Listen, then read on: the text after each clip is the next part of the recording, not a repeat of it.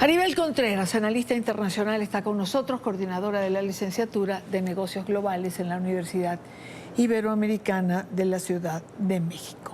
Putin en México, uno se pregunta, ¿un desliz diplomático? Aribel, bienvenida. Buena tarde. Un gusto saludarte, mi querida Idania. Caray, es que uno no logra entender de verdad ciertas posiciones cuando hablan de los derechos humanos permanentemente, pero pareciera que los derechos humanos de algunos son los que valen y los de otros no.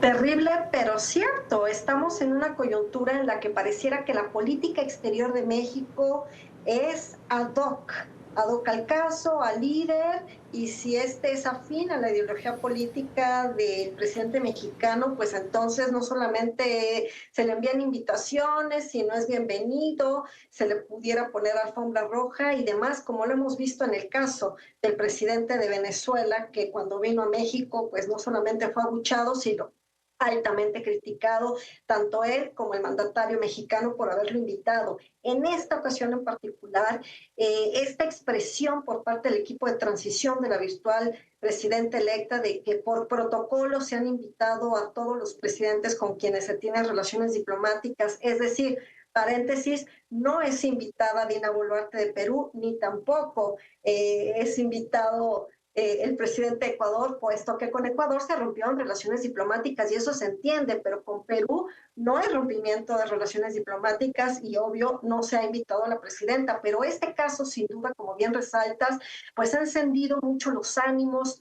Ha habido confrontaciones incendiarias en redes sociales por el hecho de que la opinión aquí en México está totalmente polarizada. No se puede invitar a alguien que no nada más ha sido catalogado como dictador y genocida, sino que además tiene una orden de aprehensión, y Dania, o sea, la orden de aprehensión de la Corte Penal Internacional es un órgano donde México forma parte y se comprometió en el pasado a hacer cumplir cualquier tipo de sentencia. Entonces resulta que si te invito a mi casa, pero viene la policía y te va a llevar, yo voy a decir, no se lo lleven porque a él está aquí blindado. Ese es el mensaje que está mandando el gobierno mexicano. Sin embargo, obvio, para nada, me imagino que Vladimir Putin vaya a venir a México. Eso no va a pasar.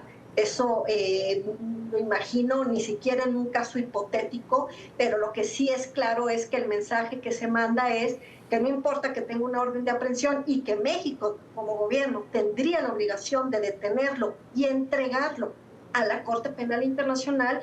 Ha dicho el presidente mexicano que no lo haría, que es bienvenido y por lo tanto manda esta misma terrible señal como lo fue el año pasado de Sudáfrica, cuando también el presidente sudafricano lo invitó a la cumbre de los BRICS, cuando Sudáfrica también es parte de esta corte. Así que estamos en un escenario que en el derecho internacional cada vez se pulveriza más la arquitectura y donde los gobiernos, cuando les conviene, la utilizan a su defensa y cuando les conviene, no lo quieren hacer cumplir.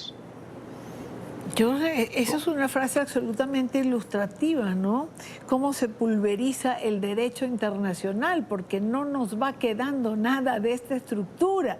Pero también hay países que tendrían que ponerse serios y exigir respeto. Y entonces entramos en todo esto de hay que respetar la autonomía de los pueblos, etcétera, etcétera. Pero hay que respetarla para unas cosas sí, para otras no. No podemos tampoco extraer a Rusia del contexto internacional cuando tenemos una Venezuela donde posterior a las elecciones tenemos un Nicolás Maduro matando gente, encarcelando gente, desapareciendo gente y Rusia felicitándolo y reconociéndolo como gobierno. Casi que López Obrador le falta un tris para que lo haga también.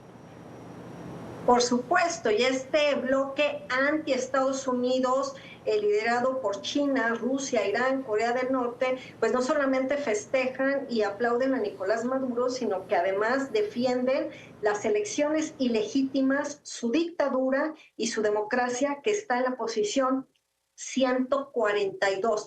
Y por el lado de México, pues se ha intentado hacer un bloque entre Colombia, Brasil y México, pero en realidad México no tiene esta autoridad moral para exigir lo indefendible, cuando ha sido el mismo presidente mexicano quien ha denunciado que en el pasado sufrió de fraude electoral. Entonces, ¿cómo es que él ha luchado por defender que en el pasado él sufrió lo que hoy Edmundo González está sufriendo? Por eso digo que no podemos estar viendo que la política exterior de México se adapte a modo cuando son principios normativos establecidos con una gran claridad en nuestra Constitución, Idalia.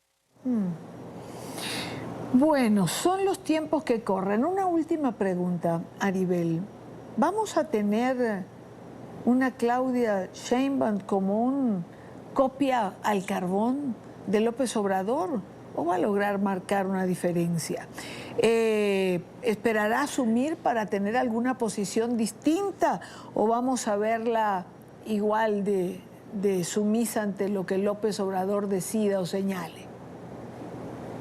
Me encanta tu pregunta porque sin duda parte de su campaña y ahora en este escenario postelectoral, ella misma se autodenomina el segundo piso de la cuarta transformación, es decir, una continuidad de ideología y de actuar de lo que han sido estos 6 años y tendrá como gran reto el que ella logre tener un propio sello a su gobierno, una propia identidad a su propuesta y su plataforma política, o si simple y sencillamente será un copy-paste de lo que hemos estado viviendo. El gran reto también para su gabinete, sin duda, será para quien vaya a fungir como canciller mexicano, Juan Ramón de la Fuente, pues esta debacle, estos puntos débiles, estos vacíos en la política exterior de México que nos dejan muy mal parados exterior, y por el otro lado a quien vaya a ser el secretario de Economía, Marcelo Ebrard, ex canciller,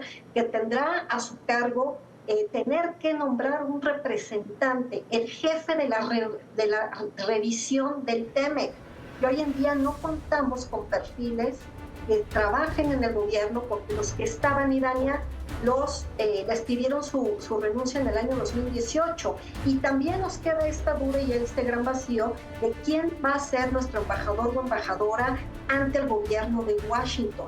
Queremos que sea alguien de carrera, diplomático, con gran trayectoria y experiencia diplomática, profesional y con una gran visión ante la gran complejidad de la relación más complicada para México, que es la relación con Estados Unidos.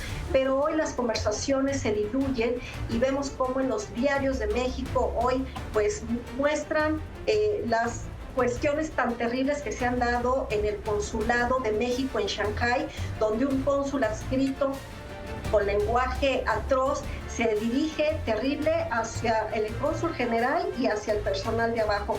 Esas son las conversaciones que ocupan la agenda, en lugar de estar visualizando lo que necesitamos a nivel verdaderamente global. Es la banalización de la política exterior. Aribel, muchísimas gracias por acompañarme, como siempre, que es el término que le cabe. Gracias por conversar con nosotros. Agradecida yo siempre. Un fuerte abrazo. Bye.